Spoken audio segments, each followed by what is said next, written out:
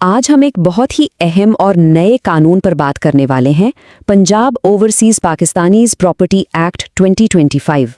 सबसे बड़ा सवाल ये है कि क्या ये कानून वाकई एक गेम चेंजर साबित होगा? क्या ये बैरूने मुल्क मुकीम पाकिस्तानियों की सबसे बड़ी परेशानी को हल कर पाएगा? आइए इसका गहराई में तज्जिया करते हैं। ये वो सवाल है जो लाखों ओवरसीज पाकिस्तानियों के दिलो दिमाग में हर वक्त घूमता रहता है। अपनी सालों की मेहनत की कमाई से पाकिस्तान में कोई जायदाद तो बना ली, लेकिन हजारों मील दूर बैठकर उसकी हिफाजत की फिक्र, ये एक बहुत ही हकीकी और संगीन मसला है। देखें, असल मसला सिर्फ जायदाद पर नाजायज कब्जे का नहीं है। असल मसला है इंसाफ हासिल करने का वो लंबा और थका देने वाला सफर। सोचें जरा, सालों साल केस चलते हैं, तारीख पर तारीख पड़ती है, और आखिर में हाथ क्या आता है? अक्सर तो सिर्फ मायूसी। अब कोई बैरूने मुल्क बैठा हो तो इस पूरे सिस्टम से लड़ना, भाई ये तो तकरीबन नामुमकिन ही हो जाता है ना। तो इसी मसले से निपटने के लिए पंजाब हुकूमत एक हल लेकर आई है, establishment of special courts act 2025। इसका बुनियादी मकसद एक ऐसा अदालती निज़ाम बनाना है जो तेज़ हो, मौसर हो और सबसे अहम बात, बैरूने मुल्क मुकीम पाकिस्तानियों के लिए काबिल रसाई हो। आज की इस गुफ्तगू में हम देखेंगे कि ये मसला है क्या, इसका नया कानूनी ढांचा कैसा है, अदालत का तेज़ रफ्तार प्रोसेस कैसे काम करेगा, इसमें जदीद टेक्नोलॉजी का क्या किरदार है, और आखिर में हतमी फैसला कैसे और कब तक मिलेगा। तो सबसे पहले आइए इस बात को समझते हैं कि आखिर इस तरह के एक ख़ास कानून की ज़रूरत पेश ही क्यों आई। अच्छा जी, अब आते हैं इस नए कानूनी ढांचे की तरफ। देखते हैं कि ये कानून किन लोगों के लिए है और ये नई अदालतें काम कैसे करेंगी। तो सवाल ये है कि इस कानून की नज़र में ओवरसीज पाकिस्तानी है कौन? तारीफ बिल्कुल वाज़े है। कोई भी शख्स जिसके पास पाकिस्तानी पासपोर्ट, शनाख्ती कार्ड, नाइकॉप या पीओसी है और वो एक टैक्स साल में 182 दिन से ज़्यादा मुल्क से बाहर रहा हो, वो इस कानून से फ़ायदा उठा सकता है। इन नई अदालतों की कुछ खास बातें हैं। पहली ये कि ये सिर्फ और सिर्फ ओवरसीज पाकिस्तानियों के प्रॉपर्टी केसेस के लिए हैं। दूसरी ये कि इनमें कम से कम 10 साल का तजुर्बा रखने वाले जज बैठेंगे। तीसरी बात, जो भी पुराने केसेस चल रहे हैं वो सब भी यहीं मुंतकिल हो जाएंगे। और सबसे अहम, ये कानून बाकी कवालीन पर सबकत रखेगा ताकि कोई कानूनी पेचीदगी ना रहे। चलें अब जरा इसके प्रोसेस को देखते हैं कि केस फाइल करने से लेकर फैसले तक का सफ़र कितना तेज़ और मुख्तलिफ है। ये नया अमल 5 सीधे सादे मराहल पर मुश्तमिल है।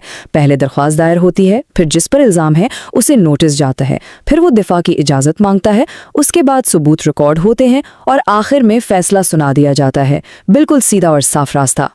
इस पूरे अमल में जो सबसे पहली और सख्त तरीन डेडलाइन है वो है सिर्फ 15 दिन की। जी हाँ, सिर्फ 15 दिन। यानी जिस शख्स पर कब्जे का इल्ज़ाम है उसे नोटिस मिलने के बाद अपना दिफा पेश करने की इजाज़त मांगने के लिए सिर्फ 15 दिन मिलेंगे। और अगर कोई ये 15 दिन की डेडलाइन मिस कर दे तो नतीजा बहुत संगीन है। कानून ये कहता है कि अगर मुद्दा अलैह वक्त पर दरख्वास्त नहीं देता तो ये समझा जाएगा कि उसने दरख्वास्त में लगाए गए तमाम इल्ज़ामात को तस्लीम कर लिया है। मतलब केस वहीं ख़त्म हो सकता है। और ये है इस कानून की सबसे इनकलाबी बात, 90 दिन। जैसे ही अदालत दिफा की इजाज़त देगी उसके बाद उसे पूरा केस हर हाल में सिर्फ 90 दिन के अंदर अंदर निपटाना होगा। ये सालों के इंतज़ार को चंद महीनों में बदलने वाली बात है। अब बात करते हैं उन जदीद तरीकों और इख्तियारात की जो इस पूरे अमल को बैरूने मुल्क मुकीम पाकिस्तानियों के लिए आसान और महफूज बनाते हैं। पुराने और नए निज़ाम में ज़मीन आसमान का फ़र्क है। कहाँ कागज़ी फाइलें और कहाँ अब ई फाइलिंग, कहाँ खुद पेश होने की शर्त और कहाँ अब वीडियो लिंक पर गवाही। लामुतनाही तारीख़ों की जगह अब सिर्फ 7 दिन का इल्तवा मुमकिन है, और सारी मालूमात के लिए एक ऑनलाइन पोर्टल भी मौजूद है। और तहफ़्फ़ुज़ का क्या, वो भी फौरी और मजबूत। केस दायर होते ही अदालत जायदाद की खरीद और फरोख्त पर पाबंदी लगा सकती है, उसे अपने कब्जे में ले सकती है या उसकी देखभाल के लिए कोई रिसीवर मुकर्रर कर सकती है। यानी ये तसल्ली कि केस के दौरान जायदाद महफूज रहेगी। अच्छा, तो फैसला आ गया, अब आगे क्या होगा? देखते हैं कि अपील और फैसले पर अमल दरामद का तरीक़ाकार क्या है।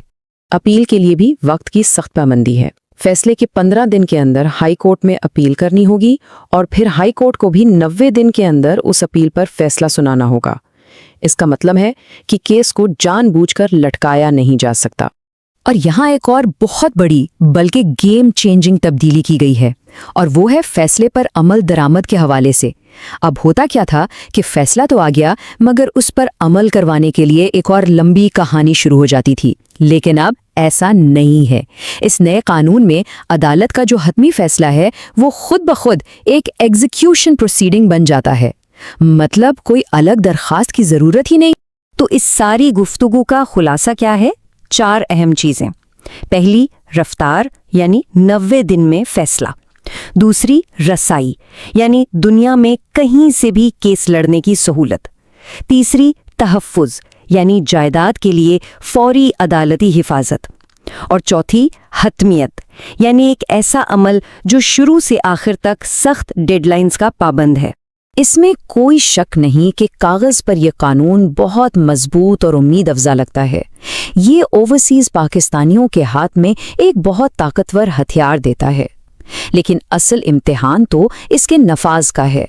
کیا انتظامیہ اور عدلیہ اس قانون کی روح کے مطابق اس پر عمل درآمد کو یقینی بنا پائیں گی؟ یہ وہ سوال ہے جس کا جواب ہمیں آنے والا وقت ہی دے گا۔